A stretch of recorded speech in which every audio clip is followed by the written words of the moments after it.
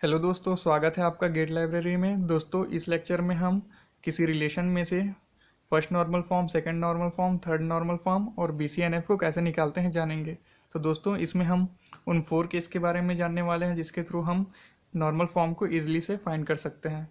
तो चलिए फ्रेंड, उससे पहले हम कुछ समझ लेते हैं। जैसे कि हमारा कोई भी नॉर्मल फॉर्म अगर बीसीएनएफ में है तो हमारा थर्ड, सेकंड और फर्स्ट में हो गई होगा। उसी टाइप से अगर कोई 3NF में है तो वो सेकंड और फर्स्ट में होगा, और सेकंड नॉर्मल फॉर्म में है तो वो फर्स्ट में भी होगा, और जो फर्स्ट है तो वो फिर फर्स्ट ही रहेगा। ठीक है, तो ये तो आपको समझ में आ ही गया। अब हम चलते हैं दोस्तों नेक्स्ट लाइन पे। तो नेक्स्ट लाइन पे मैं आपको समझाने जा रहा हूँ ट्रांजिटिव डिपेंडेंसी और पार्शियल डिपेंडेंसी। इसे हमने प्रीवियस वीडियो में और अच्छे से समझा है, इसलिए मैं यहाँ पे कुछ ज़्यादा नहीं बता रहा हूँ इसके बारे में। ठीक है, तो बस आप इसमें ये इंपॉर्टेंट पॉइंट है उसे बस जानिए। जैसे ट्रांजिटिव डिपेंडेंसी होता है, उसमें हमारा नॉन प्राइम एट्रीब्यूट फॉलो करता है नॉन प्राइम एट्रीब्यूट। ठीक है, वहाँ पे होता है हमारा ट्रांजिटिव डिपेंडेंसी। और अगर कोई नॉर्मल फॉर्म में ट्रांजिटिव डिपेंडेंसी है, मीन्स वो हमारा थर्ड नॉर्मल फॉर्म में नहीं होगा। ठीक है फ्रेंड, ट्रांजिटिव डिपेंडेंसी है मतलब वो हमारा रिलेशन थर्ड नॉर्मल फॉर्म में नहीं होगा, इसे आपको नोटिस करना है। ठीक है, उसी टाइप से पार्शियल डिपेंडेंसी। पार्शियल डिपेंडेंसी क्या होता है? जिसमें prime attribute non prime attribute को फॉलो करता है। तो जहाँ prime attribute non prime attribute को फॉलो करता है वहाँ होता है पार्शियल डिपेंडेंसी। और जहाँ पार्शियल डिपेंडेंसी हुआ वहाँ हमारा सेकंड वह रिलेशन हमारा सेकंड नॉर्मल फॉर्म में नहीं होता। ठीक है, जहाँ पार्शियल डिपेंडेंसी हुआ वहाँ हमारा वो रिलेशन हमारा सेकंड नॉर्मल फॉर्म में नहीं होता। ठीक, तो ये हुआ हमारा पार्शियल डिपेंडेंसी और ये ट्रांजिटिव डिपेंडेंसी। ठीक है दोस्तों, ये तो समझ में आ ही गया होगा। अब हम चलते हैं नेक्स्ट लाइन पे, जहाँ हम उन 4 केसेस के बारे में जानने वाले हैं। तो चलिए दोस्तों स्टार्ट करते हैं, इन 4 केसेस के बारे में जानते हैं। तो हमारा फर्स्ट केस क्या कहता है? अल्फ़ा और बीटा रिलेशन। मीन्स कोई भी हमारा रिलेशन है, जैसे कि ए डिराइड वी ऐसा रहता है ना, तो ये अल्फ़ा को डिनोट कर रहा है और बीटा बी को। ठीक है, किसी भी रिलेशन का। अभी हम नेक्स्ट में अभी हम थोड़ी देर में क्वेश्चन करने जा रहे हैं जिसमें हम इसे और अच्छे से समझ जाएंगे।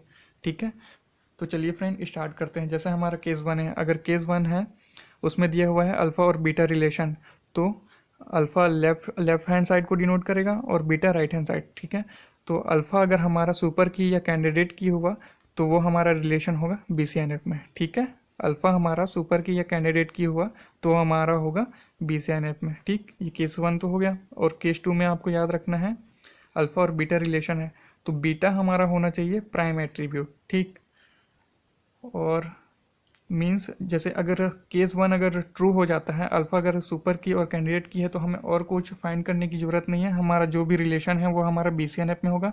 मीन्स फर्स्ट, सेकंड, थर्ड और बीसीएनएफ में होगा। ठीक है, और इन केसेस को फाइंड करने की ज़रूरत नहीं है। अब हम तो अगर ये केस 1 हमारा फेल हो जाता है तो हम आएंगे सेकेंड केस पे। सेकेंड केस पे हमें क्या करना है? हमें देखना है कि अल्फ़ा और बीटा रिलेशन में बीटा हमारा होना चाहिए प्राइम एट्रीब्यूट। ठीक है, और अगर हमारा बीटा प्राइम एट्रीब्यूट हुआ, मीन्स जो हमारा रिलेशन है वो फर्स्ट, सेकंड, थर्ड तीनों नॉर्मल फॉर्म में होगा। ठीक है, उसके बाद हमें और इन दोनों केस को चेक करने की ज़रूरत नहीं है। ठीक है, इस केस में हमें दोस्तों बस यही याद रखना है कि बीटा हमारा होना चाहिए प्राइम एट्रीब्यूट। अगर प्राइम एट्रीब्यूट हुआ तो वो तीनों नॉर्मल फॉर्म में होगा। ठीक, अब अगर हमारा केस 2 भी अगर फॉल्स हो जाता है, ठीक, तो हम आएंगे थर्ड केस में, जहाँ हम चेक करेंगे ट्रांजिटिव डिपेंडेंसी। ठीक है, ट्रांजिटिव डिपेंडेंसी में हम क्या करते हैं? Non prime to non prime. Alpha भी हमारा नॉन प्राइम होना चाहिए और बीटा भी हमारा नॉन प्राइम। अगर ये दोनों नॉन प्राइम हुआ तो वो होगा तो होगी ट्रांजिटिव डिपेंडेंसी। और ट्रांजिटिव डिपेंडेंसी हुई मीन्स हमारा हो गया वो होगा वो रिलेशन हमारा थर्ड नॉर्मल फॉर्म में नहीं होगा। मीन्स हम इसके बाद हम चेक करेंगे पार्शियल डिपेंडेंसी को। ठीक है, इसके बाद हम चेक करेंगे पार्शियल डिपेंडेंसी को, और इसके बाद हम आ जाएंगे केस 4 पे। मतलब ये दोनों केस को ध्यान में रखना है। अगर ये दोनों केस ट्रू हो जाते हैं तो हमारा जो भी रिलेशन बन रहा है वो तो हमें पता चल ही जाएगा BCNF में होगा या first second third normal form में, ठीक। और ये दोनों केस थोड़ा सा डिफरेंट है, जिसमें हमें ट्रांजिटिव डिपेंडेंसी और पार्शियल डिपेंडेंसी चेक करनी है। तो ट्रांजिटिव डिपेंडेंसी आपको केस 3 में चेक करनी है। अगर ट्रांजिटिव डिपेंडेंसी है तो वो हमारा थर्ड नॉर्मल फॉर्म में नहीं होगा। और ट्रांजिटिव डिपेंडेंसी आई उसके बाद हमें चेक करना रहता है पार्शियल डिपेंडेंसी, और पार्शियल डिपेंडेंसी हम यहाँ केस 4 में चेक कर रहे हैं। तो पार्शियल डिपेंडेंसी कब होगा? जब हमारा अल्फ़ा हो प्राइम एट्रीब्यूट और बीटा हो नॉन प्राइम एट्रीब्यूट, ठीक है।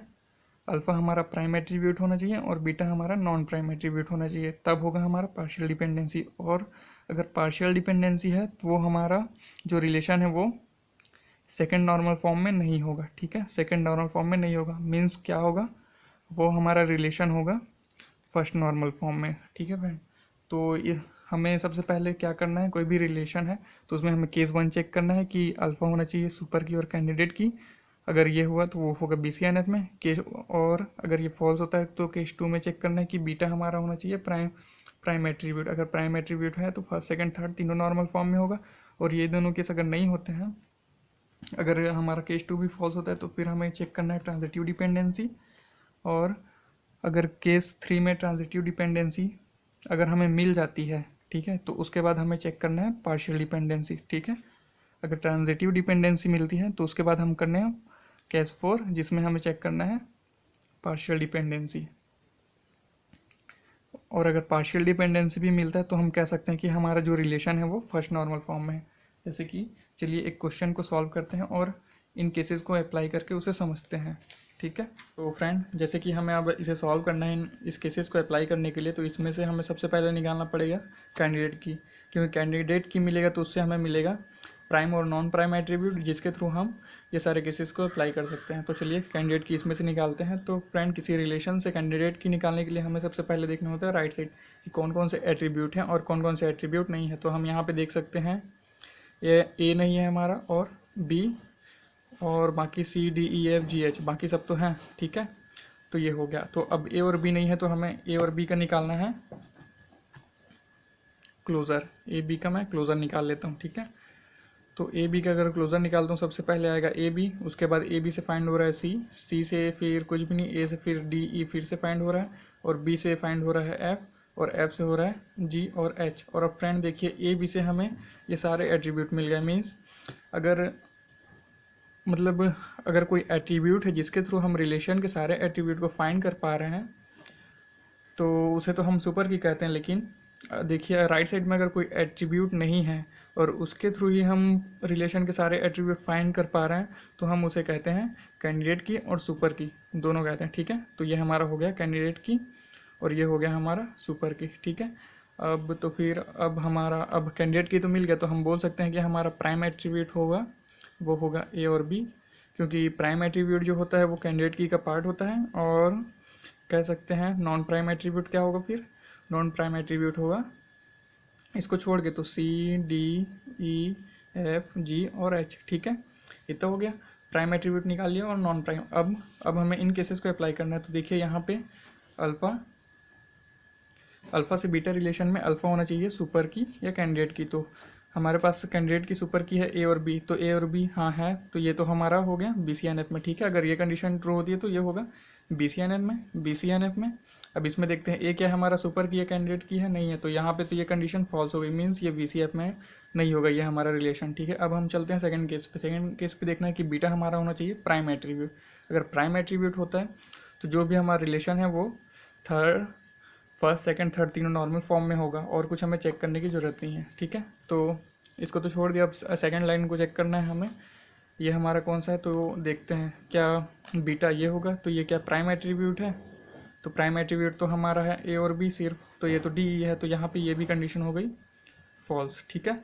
तो ये भी नहीं है सेकंड केस भी। अब थर्ड केस में हमें क्या करना है, हम दोनों को ले लेते हैं, ट्रांजिटिव डिपेंडेंसी और पार्शियल डिपेंडेंसी, ठीक है। तो ट्रांजिटिव डिपेंडेंसी क्या होता है, non prime to non prime, और पार्शियल डिपेंडेंसी होता है प्राइम टू नॉन प्राइम, ठीक है। तो चलिए चेक करते हैं। तो बीटा हमारा क्या है, ए प्राइम एट्रीब्यूट, और D E non prime attribute. Mean यहाँ पे हम बोल सकते हैं कि ये जो होगा पार्शियल डिपेंडेंसी। और फ्रेंड, अगर किसी रिलेशन में पार्शियल डिपेंडेंसी आ गई तो मीन्स हम बोल सकते हैं कि ये रिलेशन जो है सेकंड नॉर्मल फॉर्म में नहीं है, मीन्स हम कह सकते हैं कि ये फर्स्ट नॉर्मल फॉर्म में, ठीक है। लेकिन अब हमें इसे और चेक करने की ज़रूरत नहीं है, पर फिर भी हम कर लेते हैं कि ये कौन कौन से इसमें कौन कौन सी डिपेंडेंसी है, तो ये तो हो गया पार्शियल डिपेंडेंसी, और बी भी हमारा प्राइम एट्रीब्यूट के नॉन, तो प्राइम टू नॉन प्राइम ये हो गया हमारा पार्शियल डिपेंडेंसी, और ये non prime to non prime ये हो गया ट्रांजिटिव डिपेंडेंसी। तो फ्रेंड अगर पार्शियल डिपेंडेंसी आगे मीन्स हम कह सकते हैं कि ये जो हमारा रिलेशन है ये होगा हमारा फर्स्ट एन एफ में, और ट्रांजिटिव डिपेंडेंसी आती तो हम कह सकते हैं ये हमारा रिलेशन होता है सेकेंड एन एफ में। ठीक है, means transitive dependency I means हम कह सकते हैं कि हमारा रिलेशन जो है वो थर्ड एन एफ में नहीं है। ठीक है, तो फ्रेंड आगे हम और कुछ क्वेश्चन सॉल्व करेंगे जिनमें इन केसेस को अप्लाई करेंगे। ठीक है, तो फ्रेंड इस वीडियो में बस इतना ही, मिलते हैं अब नेक्स्ट वीडियो में। Thank you.